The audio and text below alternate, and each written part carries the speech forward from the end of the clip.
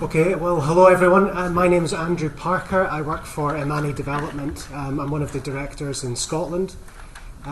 We work with SAM's SRSL on this work package of the project.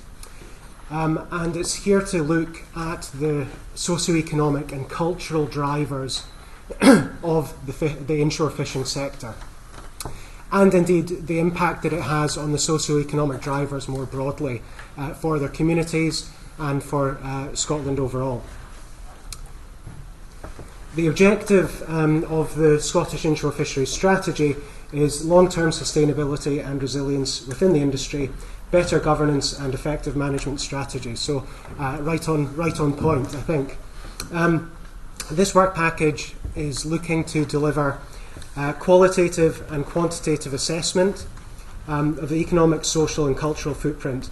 We're going to look at direct and indirect economic value, the social and cultural importance and how that links in with the economic impacts and what's possible within the industry, and then looking at the demographics and what does that mean for succession planning and the industry going forward. We're going to be conducting interviews. We've already started those preliminary interviews to try and find out what the real deal is, what are the real issues that people are facing. And then we're going to have a survey as well, which will go more broadly than that and cover a wider range of voices than the ones that we can cover individually. So the method that we're going to be using is going to be quite different from the other work packages. I think that was quite clear when we all came together initially, starting this off and looking at how everyone is going to be approaching their different areas of work. Ours is going to be looking at very different data sets, I think, and a lot of it will be taking place on at the port rather than on the back of a boat.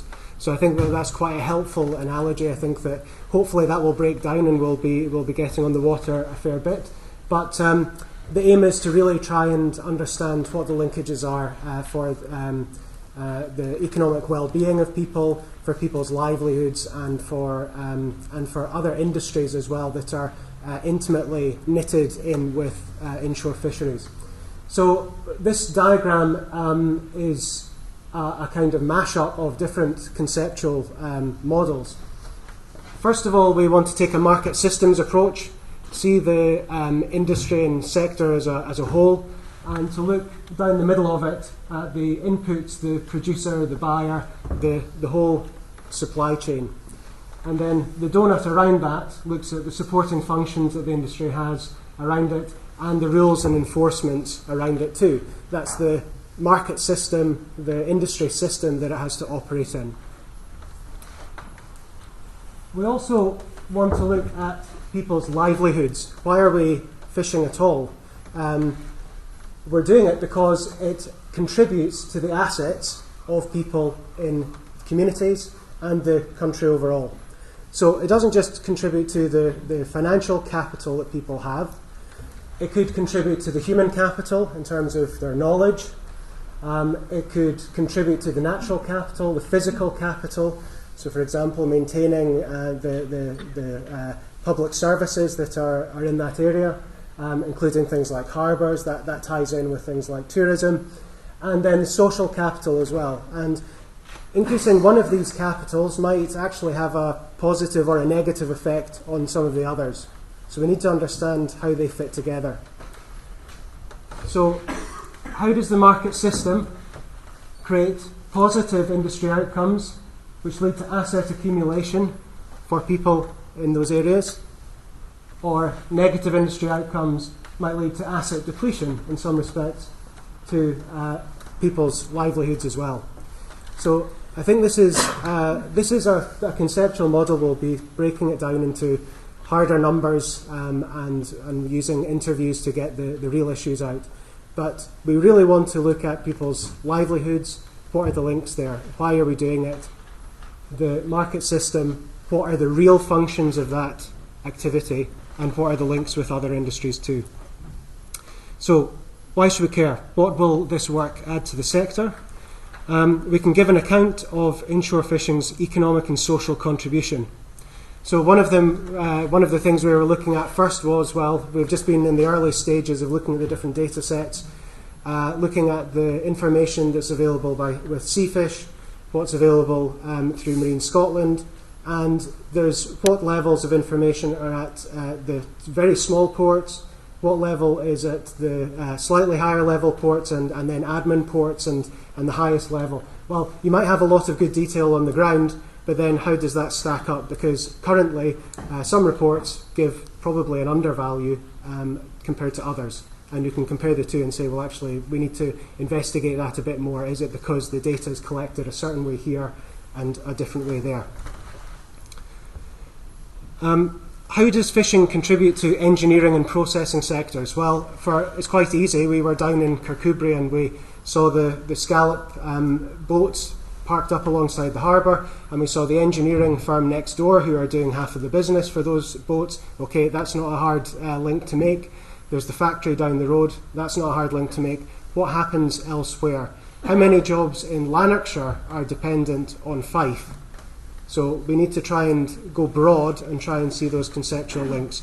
And that's important because when someone's arguing the case for doing X, Y, or Z, we need to make sure that those links are at least at some level drawn. How does fishing help make the case for tourism? My family are from Anstruther, and during the 80s we saw my great aunt saw the gentrification of Anstruther as yachts came in and they painted the bollards white, and she was bemoaning the fact that it wasn't as busy on the fishing side. But how much of that link really stands, and how important is it? Well, it could potentially be very important. People are wanting to visit a quaint fishing village, but if they don't see any activity, there are some fundamental questions there about how Scotland looks, acts, behaves and knits together. So as well as the socio-economic side and linkages, we want to understand the cultural factors. There was an interesting question about, are people's loyalties to their gear type or are their loyalties to the local town? Well, actually, our initial discussions with people said, well, actually, we have our local clashes and we have our local discussions and debates, but we have to meet each other in the co-op or in the pub every day, and we can't avoid them. It's the people coming from outside that don't care about that we're struggling with. Okay, so loyalty to locality versus gear type is actually something that's quite important in terms of resolving issues. What does it mean for coastal communities overall? One person said that fishing can employ people from overseas. It can employ people who are in the family business. So was it John King in Kirkcudbright looking at running a huge business that wasn't 500 years of tradition that led up to it. It was a guy who rocked up in the 60s and started a business himself. So it was an entrepreneurial story. It was nothing to do with the tradition of the town over hundreds of years. Some people were saying, well, people who have had troubled employment in a town see it as an employer of last resort. So some people go onto the boats and do that. There's different types of people that are engaging in employment for different reasons. We do a lot of work in Africa, and I was reminded of the tea estates where the owner of the tea estate will be looking to his son in one case to go off and do an MBA, come back and run the family business. So is inshore fishing seen as a business or a livelihood? And how many people believe in one? How many see it as another? That's really important, because if there's going to be legacy and there's going to be succession, then someone viewing it as a business and a multi-million pound business, if it's attached to a factory, how many people are viewing it that way? How many people are viewing it another? So that's important to find out.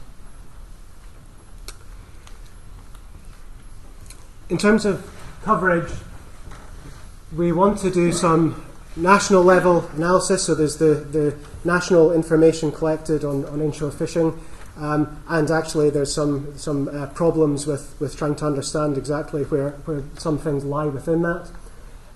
There's regional level analysis we're going to be doing in Solway, Forth and Tay, Argyll and West Highlands, and then we're going to look at Moray Firth and Outer Hebrides as well at the same level. So we're not going to be doing in-depth interview models there, but we're going to be covering them at a regional level.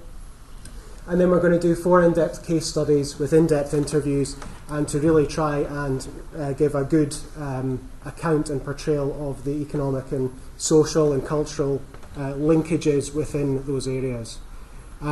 We've done this before. Sams and Imani did a similar piece in aquaculture, assessing the benefits to Scotland of aquaculture about 3 years ago.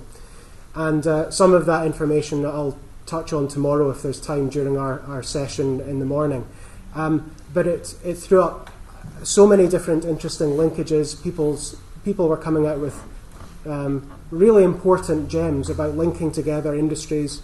People are concerned about some of the things, do tourists view something negatively? Well, actually, no, tourists are nosy, so they want to see this or that going on in this area. These are really important links because they tie in with other strategies like the Scotland Food and Drink Strategy and so on. So trying to bring those together too. So expected outputs, results used to inform policy and decision making, interviews, getting the real insight, that full picture. As I said, we're going to survey across regions in Scotland and hopefully get a better picture of economic impact through data aggregation and selection of data sets. So maybe that's something just to reiterate is we have to be quite selective about, by understanding all of this stuff, we need to be able to select what data sets are relevant to look at. Is something that's completely non-fishing related, like the deprivation index, relevant for anything that you look at in this area? Well, there's some indications to say yes, but maybe there isn't. I think what we need to do at the end of this is to be able to give a clear account of what are the relevant areas, because they all tie together in such a way. So that's what we're going to do, and we've made a start. We're finding it very interesting already, and we're happy to discuss afterwards. So I'm here with my colleagues Shannon and Lindsay. Okay, thanks.